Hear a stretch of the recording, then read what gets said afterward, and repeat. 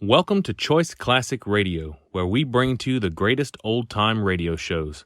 Like us on Facebook, subscribe to us on YouTube, and thank you for donating at choiceclassicradio.com.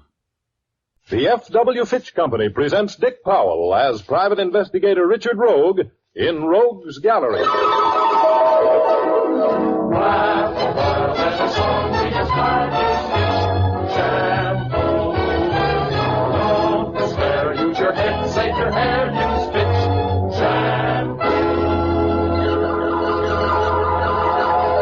The F.W. Fitch Company, makers of Fitch's saponified coconut oil shampoo and Fitch's shaving creams, presents Dick Powell as private investigator Richard Rogue in Rogue's Gallery.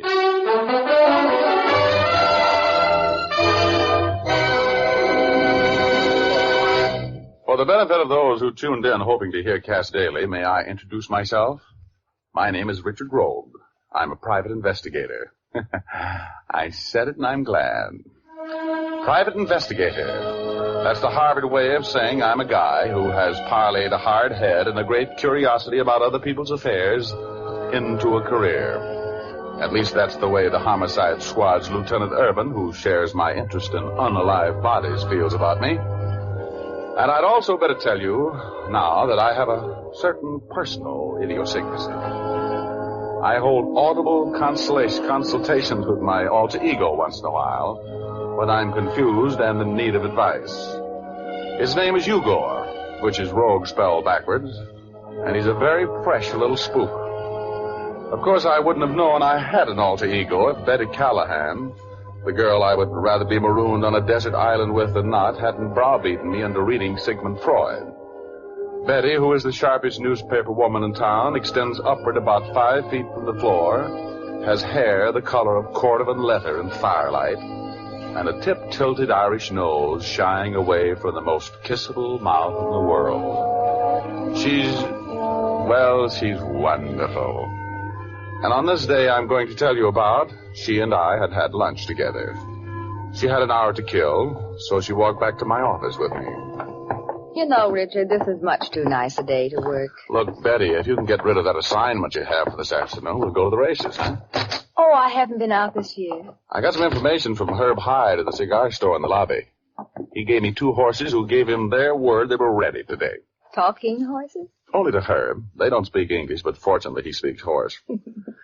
Now get on the phone and ask that slave driver at your city desk for the afternoon off. Tell him you have to go to your grandmother's wedding or something. Well, I'll try, but it's not going to work, and I know it. Just sit right down there and pay no attention to that sign asking you to leave a nickel in the cigar box for every call. Oh, thank you. Oh, it's nothing. I'll do anything for the girl I love. Better think of something better than my grandmother's wedding. I know. I'll tell him I want to go to the races. Okay, but... You're Richard Rogue? Yeah? A detective in New York named Clement Cohan referred me to you. My name is Charles McDonald. Yeah, I got his letter. I got to see you right away. Go on in that office there. I'll be in a minute. All right. Please, hurry. What was the matter with him? He looked sick. Oh, probably been drinking. I noticed that from the... Oh, wait a minute. Hello, give me the city desk, please. Now, make it a good story. Tell him it's your grandmother. Hello, Walter. This is Betty Callahan. Look, can you put somebody else on that Struble story this afternoon? I want to go to the races. But Walter... Yes, but...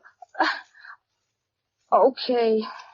What did he say? No. Oh. He told me to get right back to the paper, and I like my job, so here I go. Well, then wait a minute. I'll go in and talk with this guy, give him the quick brush and go over with you. Maybe I can talk Walter into letting you take the afternoon off for the betterment of racing, huh? Well, you'll have to hurry. Walter's mad. Well, just take it easy. I'll be right back. Hey, what's the matter? Oh, good Lord, Betty. Richard, what happened? Oh, he fell out of his chair. Yeah. Get Urban on the phone and call him for an ambulance. Oh, Rich. He's dead. Yeah, very dead.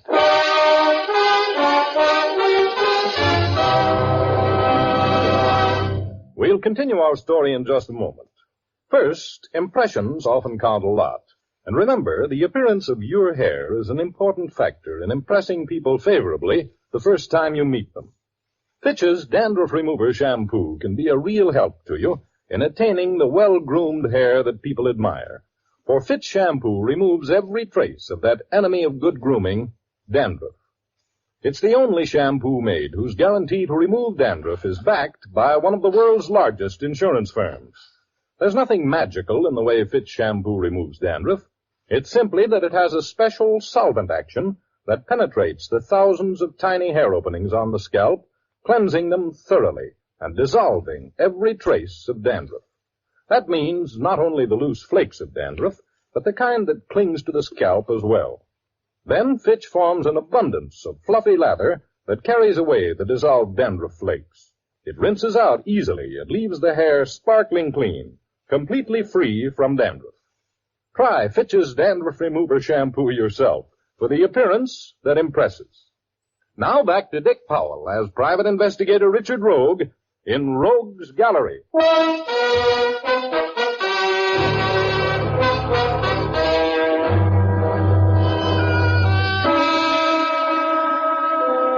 I should be inured to the sight and smell of sudden death by this time, but it always does something to me.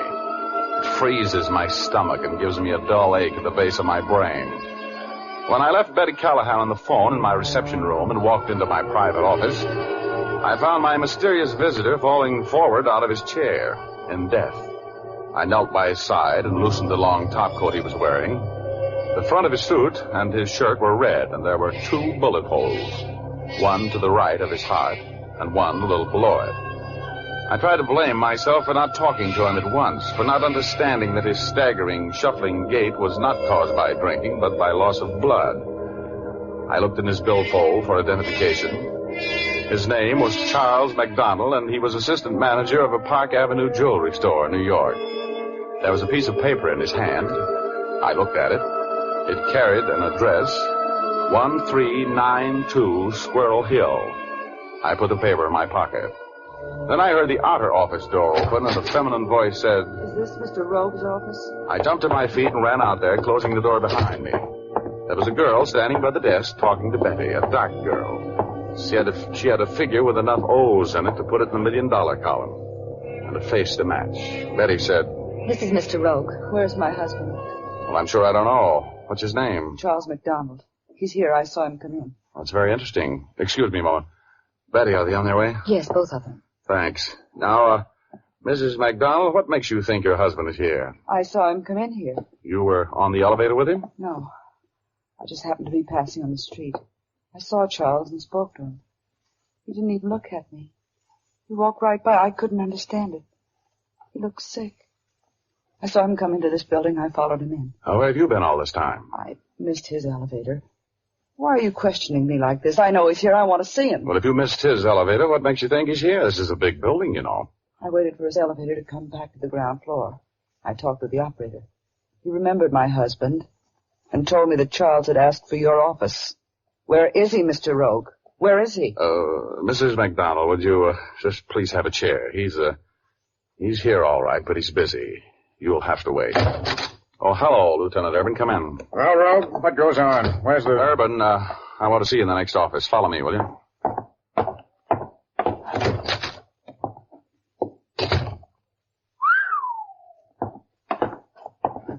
Well, he sure did.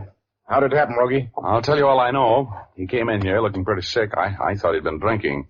That long top coat he had on covered the fact that he was bleeding to death. I told him to come in here and wait. I came in about 2 minutes later, just as he pitched forward out of his chair and died. That's when I called you, or had Betty call you. She was here when he came in, saw the whole thing. Looks like a .38 caliber job. 2 around the heart. His name is Charles McDonald, and he's from New York City. Oh, that's interesting. Who's the girl outside with Callahan? His wife. Oh, where does she fit in here? Well, she... Mr. McDonald, you can't go in there. I want to see Mr. Rogue. Sit down. I'm going in there. No, Mr. McDonald, no, you can't go in there. I know he's in there. I'm going in. Charles! Charles!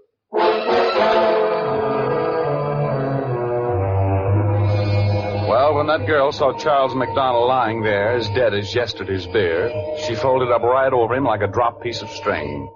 Urban and Betty and I were still working over when the medical examiner and the technical squad from Homicide showed up. We picked her up, carried her into the outer office. As soon as she came to, Betty gave her a glass of water, which she sipped nervously when Urban started throwing questions at her like baseballs. Mrs. McDonald, I'm sorry to have to question you at this time. Will you please put that glass down and listen to me? Now, your husband was obviously murdered. I have to have the information. I don't know who could have done it. My husband was a businessman. He wasn't mixed up in anything that could have caused his murder. Now, what kind of business was your husband in? He was in the jewelry business, manager of a big store in New York. Mm-hmm.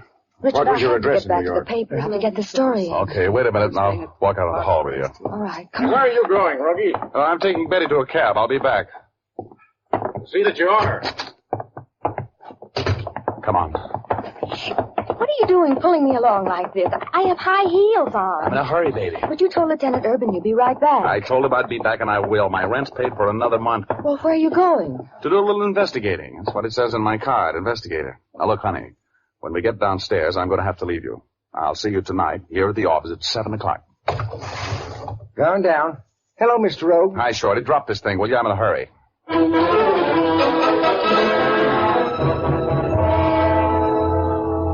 I shot out of that building like a bat out of a belfry and jumped into a cab. I slipped the cab jockey a bill that made his eyes pop open like dropped eggs and told him he could keep it if he could get me to 1392 Squirrel Hill in 5 minutes. That's the address I found in Charles McDonald's hand. We broke every law but the 18th Amendment the next 4 minutes and 50 seconds, and I jumped out of the cab, hit the front steps of that big deserted-looking old house in the dead run. The door was ajar, so I took my gun out of its shoulder holster, put it in my side coat pocket, and walked right into a blackjack. Oh! My glazed eyes told my brain there was a dead man lying there. And then my head hit one of the stars which were surrounding me, and the star exploded with a blinding flash. I felt myself flying upward at a speed that made me dizzy. I was grabbing at the tails of comets, trying to break my speed, but nothing could stop me. I looked down at the earth, and I seemed to be looking through the wrong end of a telescope. It was a little round ball, that's all. I couldn't get my breath. I fought for it. And then my lungs seemed to explode, and everything was peaceful.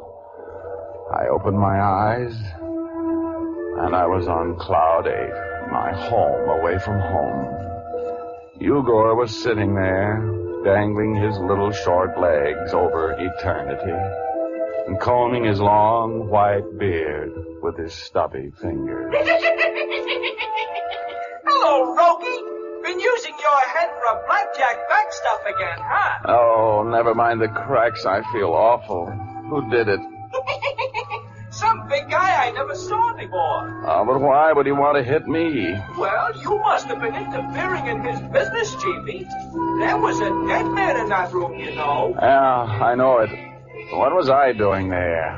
I'm a little foggy. Well, you went there because it was the address that was printed on that piece of paper you found in Charles McDonald's hand. Remember? Oh, yeah. Hey, I better get downstairs. I got work to do. Help me over the side, will you, Igor? Oh, look, Rogie, there's no dough in this case for you. Why don't you get out of it? You want to get yourself killed for free? I'll get out of it if I ever get back downstairs. Give me a shove, will ya? I'm going down there. Okay, Chiefy, but take care of yourself now. So long, Rogie.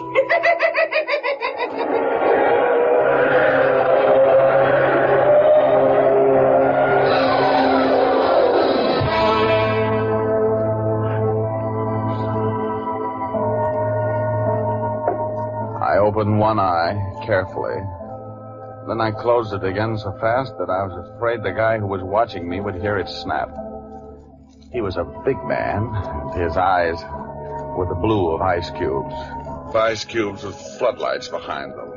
Hot ice. One of his hands was holding a gun, and the gun was pointed right where my heart would have been if it hadn't been in my throat. No use playing possum now, Mr. Rogue. No, indeed. I am aware that you have returned to consciousness. Oh, who are you? My name is Moore. Now come, Mr. Rogue. I realize that you undoubtedly have a headache, probably a splitting headache, and I'm regretful. But we can finish our business in just a moment if you'll sit up and talk with me. Okay, I'll try.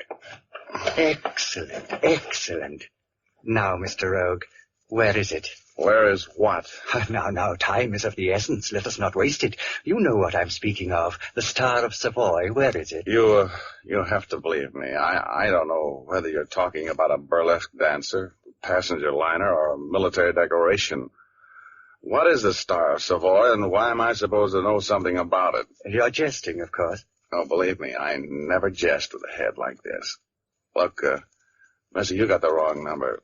Do you think I killed this man here? Oh, indeed I don't. He was killed by a man named Charles McDonald.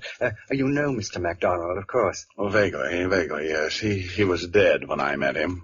Delightful sense of humor. I always admire a man with a sense of humor. Good. Well, then, look, I'm going to get out of here. That's possible. Entirely possible. After you tell me where I may find the Star of Savoy, Mr. Rogue. I don't know. I don't know anything about it. Don't even know what it is. It's a large diamond, Mr. Rogue, one of the largest in the world, formerly owned by the Hohenzollern family, recently the property of a New York collector of famous jewels. It's a magnificent jewel, Rogue. Magnificent. Where is it? I don't know. I suppose you think I came here after it. Oh, I wouldn't know about that, Mr. Rogue. But you say you met my friend Charles MacDonald after he was dead. Very cleverly put. But when MacDonald left here, he went from here directly to your office. He was carrying the Star of Savoy in his coat. I know that to be true. I was following him. We searched him, the police and I. He didn't have the Star of Savoy or any other diamond over a carat any place on him. That's the truth. Only thing I found on him was this address. That's why I came here. That's very strange. Yes, quite baffling. Have you met a strikingly beautiful girl? Tall, black hair, brown eyes, very appealing. You mean McDonald's wife? Well, yes, McDonald's wife. You've met her? Yes, she was at my office when he died. Who is this stiff here? Oh, a former partner of mine. He was attempting to double-cross me, poor fellow. You see, Rogue, he and I had a market for the Star of Savoy, a very fine market. That's why we hope to get it from Mr. MacDonald today. MacDonald was most unreasonable. Of course, I intend to continue in my efforts to acquire the Star of Savoy. This dark young lady, Mrs. MacDonald, was she alone with him at any time? Either while he was alive or after his death? Oh, no. She came into my office and saw that he was dead and fainted. Oh, I see. Well, Mr. Rogue, I'm inclined to believe your story about knowing nothing about my diamond. I think I'll be running along. But just to make sure that you don't use your meager talents to pursue me, I'll have to... Oh!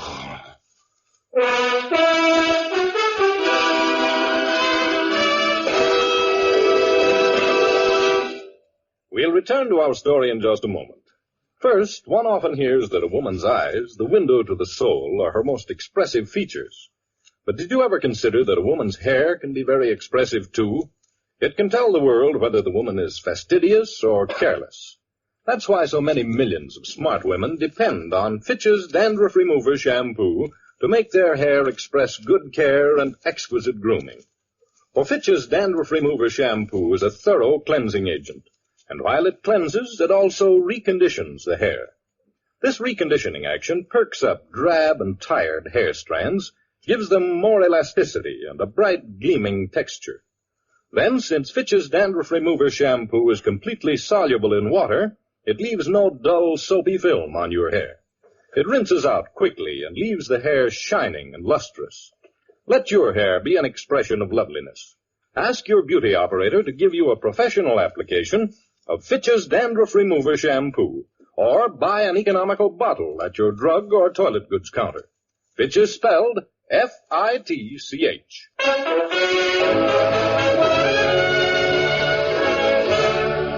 Now back to Dick Powell as Private Investigator Richard Rogue in Rogue's Gallery.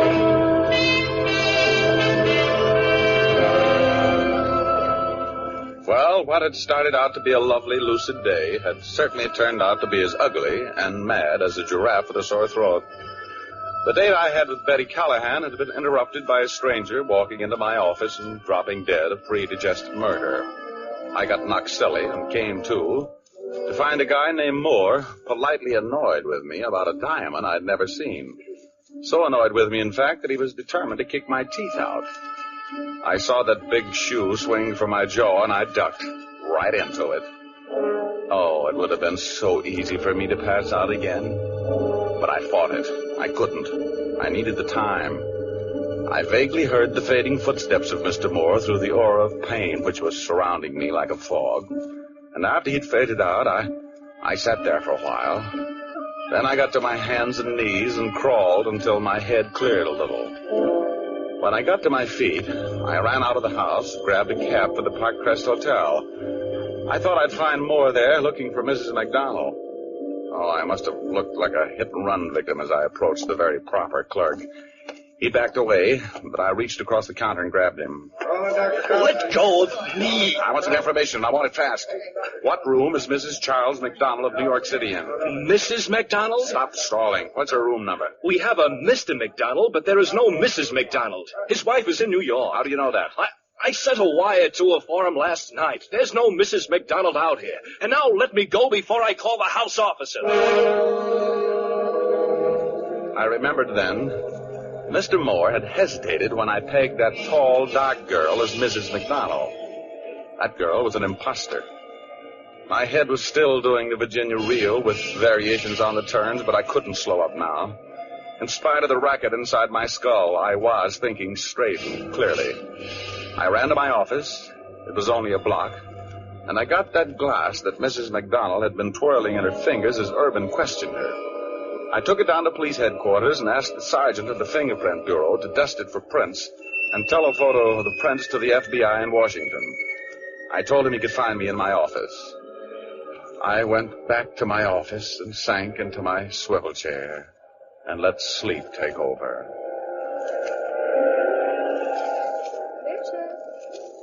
Richard.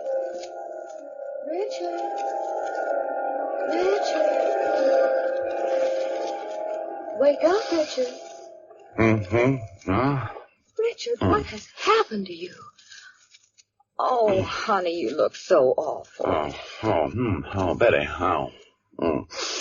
Hello, baby. What are you doing here? It's 7 o'clock, Richard. You told me to meet you here at 7 o'clock. 7? Mm-hmm. Oh, 7 it is? Oh, hey, what about those fingerprints? Fingerprints? Excuse me a minute, baby. I gotta call the Identification Bureau. You should be in a hospital. Oh, Richard, you can't take me to dinner looking like that. Oh, honey, think how I feel. Identification Bureau. Sergeant James. Sergeant, this is Richard Rogue. You get an answer from the FBI on those prints I gave you? Yeah, it just came in, Rogue. They belong to a girl named Alice Ryan. 3 years ago when they took them at the aircraft company where she worked. She lived at 4435 Ethel Avenue in North Hollywood. Any criminal record? Arrested once in a competence rep 4 years ago. Dismissed for lack of evidence. Thanks, Sarge. I owe you a cigar. Come on, Betty. We're going to go to North Hollywood. I'll explain why in a cab. Come on.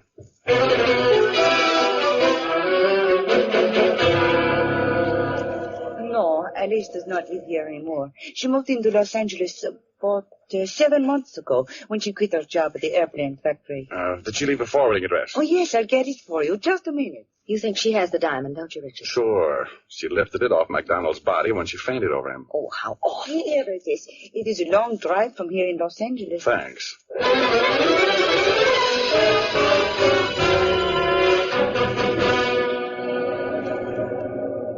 Alice Ryan? No, she doesn't live here anymore. She came into money or something. She lives in Hollywood now. Do you know her address there? Well, a big guy around here after an hour ago. It's North Serrano. No, wait a minute. I'll get it for you. A big man. That's the man. Yeah, that's the man. He has an hour's head start.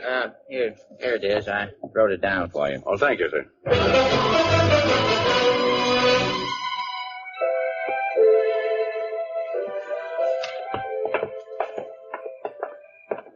Okay, now, Betty. I'll ring the bell and then stand back. Clear back against the wall and stay away from the windows. All right, Richard. You take care of yourself now.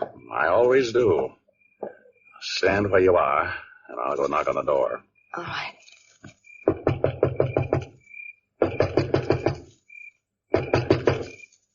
You stay right there, Betty. I'm going to try the door. Now stay where you are. I will.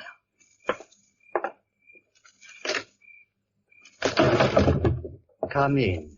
Come in, Mr. Rogue, and don't attempt to be clever because you present a beautiful target there in the doorway. Where's Alice Ryan? She's here. Drop your gun, please, Mr. Rogue. I can see you, you know. I have a bit of advantage. Drop your gun, Mr. Rogue. Close the door, Mr. Rogue.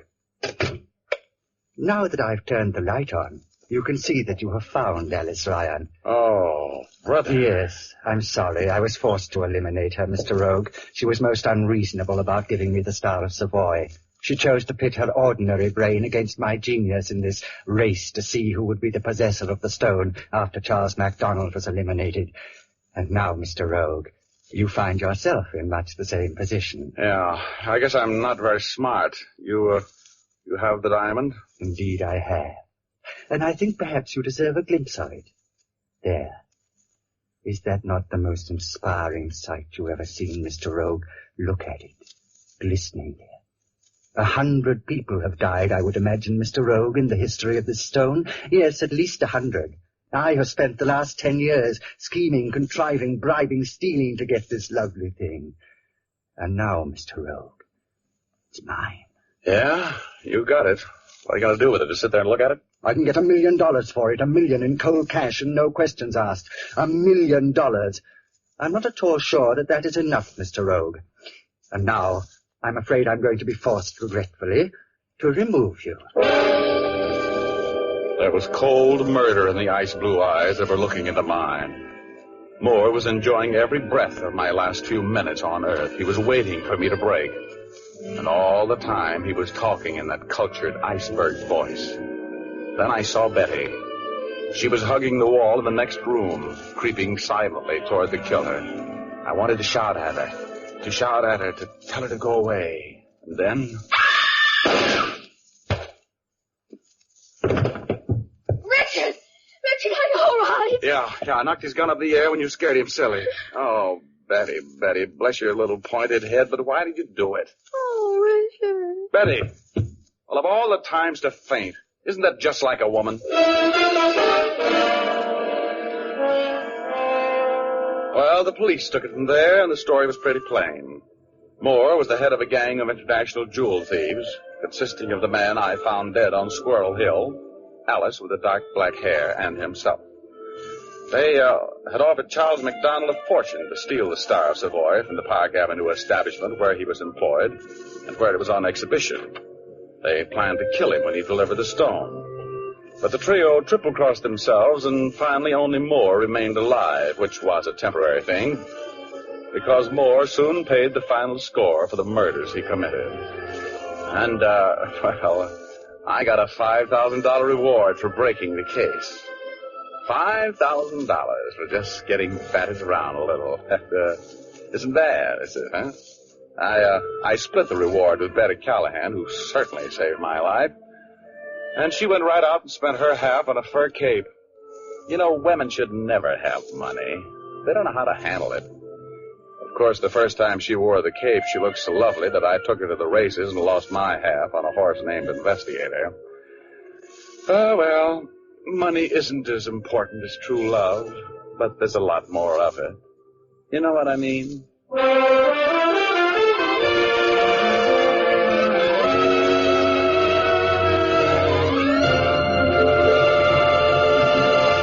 This is Dick Powell again, ladies and gentlemen. It's awfully nice to meet you on a new network. I hope you enjoyed our story tonight. Ray Buffum wrote it. Leith Stevens composed and conducted the music, and Dee Engelbach produced and directed. Be with us again next Sunday, will you? We have a story for you about a triangle, a rendezvous, and a plan that failed. We call it Lady with a Gun. Thanks for listening, and now here's Jim Doyle. Listen again next week at this same time to hear Dick Powell as Private Investigator Richard Rogue in Rogue's Gallery. Laugh a while, let a song be your style. Use Pitch shampoo. Don't despair, use your head, save your hair. Use Pitch shampoo. After and between Fitch shampoos, you can keep your hair shining and manageable by using a few drops of Fitch's Ideal Hair Tonic every day. Fitch's Ideal Hair Tonic is not sticky or greasy, yet it gives your hair that well-groomed look.